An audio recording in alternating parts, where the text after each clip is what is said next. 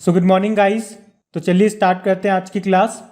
पहला प्रश्न है, देश की सबसे हल्की मेट्रो ट्रेन ये कहाँ पर लॉन्च होगी? तो आंसर होगा पुणे में। और आपको याद होगा पुणे से कि पुणे में जो आर्मी स्पोर्ट्स स्टेडियम है उसका नाम नीरज चोपड़ा के नाम पे रखा गया है। नीरज चोपड़ा पूछा जाएगा इनका संबंध किससे है? जेवलिन थ्रोवर है, ये भाला फेंकते हैं। और अभी टोक्यो ओलंपिक 2020 में इतना दूर भाला फेंका इन्होंने कि गोल्ड लेकर के आए ये। और बताओ कितना दूर भाला फेंका, ये आप ही बता दो। अगला है, विश्व वरिष्ठ नागरिक दिवस वर्ल्ड सीनियर सिटीजन डे 21 अगस्त को मनाया। सीनियर सिटीजन से आपको याद होगा 1 अक्टूबर को हमने international day for older person मनाया था, अंतर्राष्ट्रीय वरिष्ठ नागरिक दिवस। बताओ 93rd ऑस्कर में बेस्ट फिल्म का अवार्ड मिला नॉमैडलैंड मूवी को, और इसमें बेस्ट एक्टर का अवार्ड मिला था एंथोनी हॉपकिंस को द फादर मूवी के लिए। बेस्ट एक्ट्रेस का अवार्ड मिला था फ्रांसिस मैकडॉर्मेंड को नॉमैडलैंड मूवी के लिए। और बेस्ट डायरेक्टर का अवार्ड मिला था क्लोए झाओ को नॉमैडलैंड मूवी के लिए। बताओ भारत का पहला स्मोक टावर का उद्घाटन कहाँ पे किया गया? तो आंसर होगा दिल्ली में। सिडबी का हेडक्वार्टर मिलेगा आपको लखनऊ में। सिडबी मतलब small industries development bank of India. इसके मैनेजिंग डायरेक्टर हैं एस रमन्ना। देश का पहला जानवरों का युद्ध स्मारक बनेगा उत्तर प्रदेश के मेरठ में। मेरठ से याद आएगा राज्य का पहला खेल यूनिवर्सिटी ये भी बनेगा मेरठ में, जिसका नाम मेजर ध्यानचंद के नाम पे रखा गया है। भारत का नवीनतम नेशनल पार्क ये है देहिंग पटकाई नेशनल पार्क, जो कि असम का 7वां नेशनल पार्क बना। वैसे असम का 6ठा नेशनल पार्क कौन सा बना था? रायमोना नेशनल पार्क, जो कि गोल्डन लंगूर के लिए फेमस है। 15वें वित्त आयोग के अध्यक्ष का नाम NK सिंह है। 14वें नंबर के थे YV रेड्डी। इलाहाबाद बैंक का विलय हो गया, मर्ज हो गया किसमें? इंडियन बैंक में। और इंडियन बैंक के MD CEO भी नए बने थे, शांतिलाल नाम है।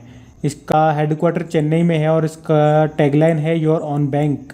बुनकरों का शहर किसे कहते हैं? पानीपत हरियाणा को, सिटी ऑफ वीवर्स। और बुनकरों से आपको याद होगा नेककरा सम्मान योजना, इसको कर्नाटक ने शुरू किया बुनकरों के लिए। और इसी तरह से जम्मू कश्मीर ने कारखंडर योजना शुरू की। बताइए नेशनल हैंडलूम डे, राष्ट्रीय हथकरघा दिवस, ये मनाया जाता है 7 अगस्त को।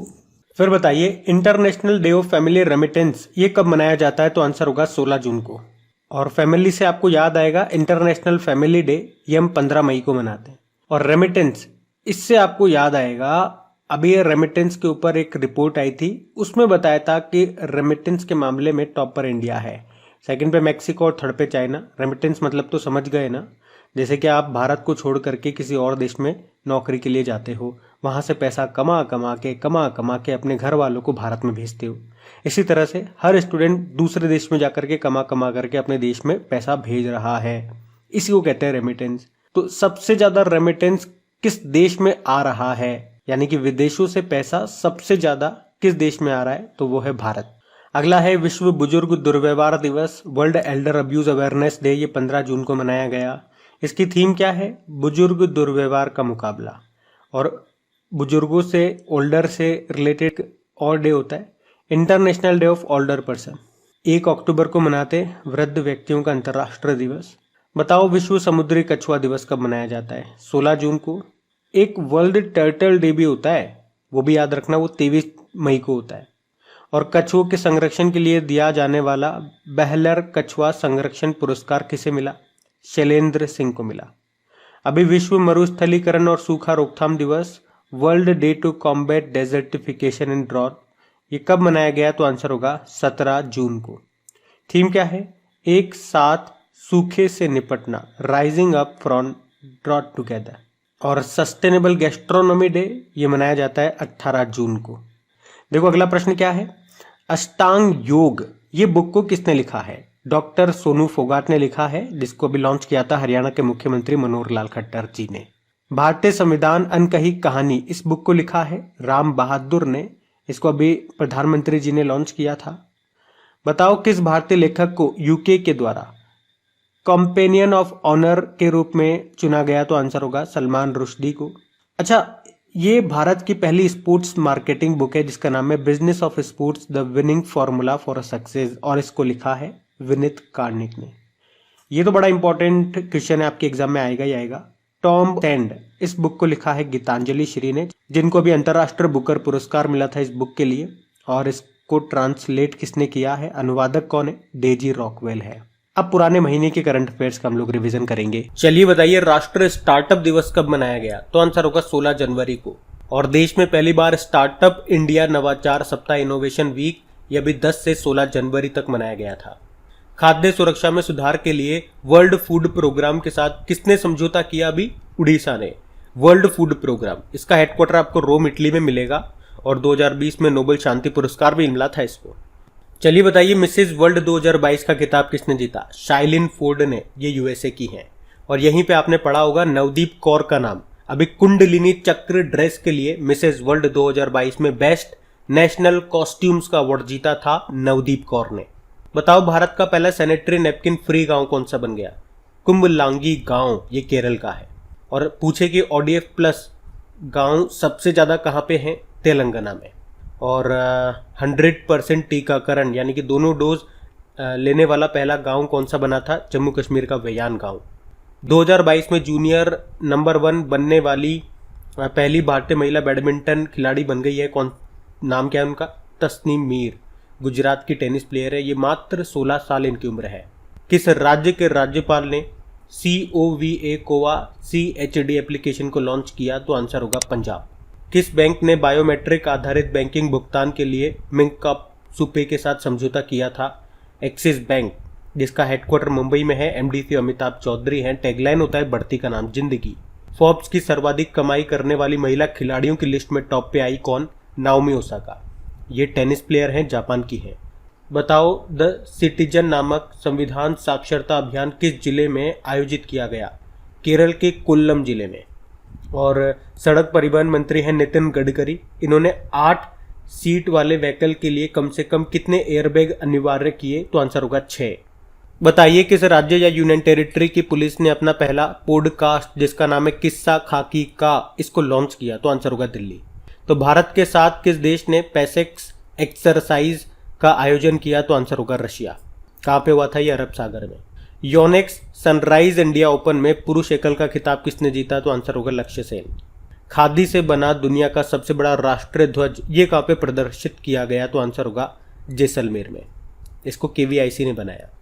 और किस देश के पूर्व क्रिकेटर क्लाइव लॉयड को नाइटहुड सम्मान मिला? तो आंसर होगा वेस्ट इंडीज के प्लेयर है। तो आंसर होगा वेस्ट इंडीज के प्लेयर थे ये। महिला एशिया कप में किसे भारतीय महिला हॉकी टीम का कप्तान बनाया गया? तो आंसर होगा सविता पुनिया। महिला एशिया कप ये कहाँ पे होनी है? ये ओमान की कैपिटल मस्कट में। तो वहाँ पे भारतीय महिला हॉकी टीम की कप्तान बनेंगी ये महिला एशिया कप में।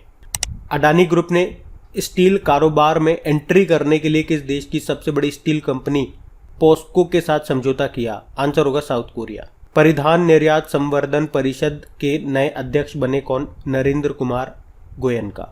यस म्यूचुअल फंड का नाम बदल के क्या कर दिया गया? White Oak Capital mutual fund. और किस मंत्री ने रक्षा पेंशन शिकायत निवारण पोर्टल की स्थापना की? तो आंसर होगा राजनाथ सिंह ने, जो हमारे रक्षा मंत्री हैं। अब कल के करंट अफेयर्स को रिवाइज कर लेते फटाफट। अच्छा बताओ, अभी किस राज्य में दुनिया का सबसे बड़ा धार्मिक स्मारक ये बनेगा? जो है टेम्पल ऑफ वैदिक प्लेनिटेरियम यानी कि वैदिक तारामंडल का मंदिर। तो ये बनेगा पश्चिम बंगाल में। पश्चिम बंगाल के मायापुरा में, नादिया जिले में। और ये दुनिया का सबसे बड़ा धार्मिक स्मारक होगा। और इस्कॉन का हेडक्वार्टर भी ये होगा। कब तक बनके तैयार हो जाएगा? 2024 तक ये बनकर तैयार हो जाएगा। और कंबोडिया में जो अंकोर वाट का जो मंदिर है ये उससे भी बड़ा होगा। ये मंदिर भगवान कृष्ण को समर्पित है। Indian banking in retrospect 75 years of independence नाम की बुक को किसने लिखा? डॉक्टर आशुतोष राराविकार ने। और प्रधानमंत्री नरेंद्र मोदी के आर्थिक सलाहकार परिषद के जो अध्यक्ष है विवेक देबरॉय, उन्होंने इस बुक की प्रस्तावना लिखी है। बताओ, छात्रों के लिए भारत का पहला वर्चुअल स्कूल ये किसने लॉन्च किया? तो आंसर होगा अरविंद केजरीवाल ने। बताओ, भारतीय रेलवे ने हवा में जल वाष्प को पीने योग्य पानी में बदलने के लिए मुंबई स्टेशनों पर कौन सी मशीनें स्थापित की? तो आंसर होगा मेघदूत। इसे मध्य रेलवे के मुंबई डिवीजन के 6 रेलवे स्टेशनों पर स्थापित किया गया, जो क्या करेगा? पीने का पानी उपलब्ध कराएगा। रिलायंस इंडस्ट्रीज ये किस राज्य में भारत का पहला और दुनिया का सबसे बड़ा कार्बन फाइबर प्लांट लगाएगा? तो आंसर होगा गुजरात में। और गुजरात में भी कहाँ पे? हजीरा गुजरात में। फिर बताओ, अभी भारत के प्रसिद्ध अर्थशास्त्री और तत्कालीन योजना आयोग के पूर्व सदस्य का निधन हो गया। इनका नाम अभिजीत सेन। थाईलैंड में भारत के अगले राजदूत कौन बने? तो आंसर होगा नागेश सिंह। थाईलैंड की कैपिटल बैंकॉक है, करेंसी है थाई बहत। राष्ट्रमंडल संसदीय संघ के कोषाध्यक्ष कौन बने? अनुराग शर्मा बने। और अंतर्राष्ट्रीय संसदीय दिवस मनाते हैं यानी कि इंटरनेशनल डे ऑफ पार्लियामेंटरिज्म तो 30 जून को। अभी युवा सांसदों का 8वां वैश्विक सम्मेलन कहाँ पे हुआ था? मिस्र में हुआ था। किस देश के पूर्व राष्ट्रपति मिखाइल गोर्बाचेव का निधन हो गया? तो आंसर होगा यूएसएसआर। ये यूएसएसआर के अंतिम नेता थे। 1990 में नोबेल शांति पुरस्कार भी मिल चुका है इनको। 67 नंबर के फिल्म फेयर अवार्ड्स में बेस्ट एक्टर का अवार्ड मिला किसे? रणवीर सिंह को। इनकी 83 मूवी आई थी उसके लिए। बेस्ट एक्ट्रेस का अवार्ड मिला कृति सेनन को मिम्मी नाम की मूवी के लिए। और बेस्ट फिल्म रही शेरशाह। तो ये था गाइस आज का आपका रिवीजन वाला सेशन। अच्छा लगे तो लाइक करके शेयर जरूर कीजिएगा। Thank you.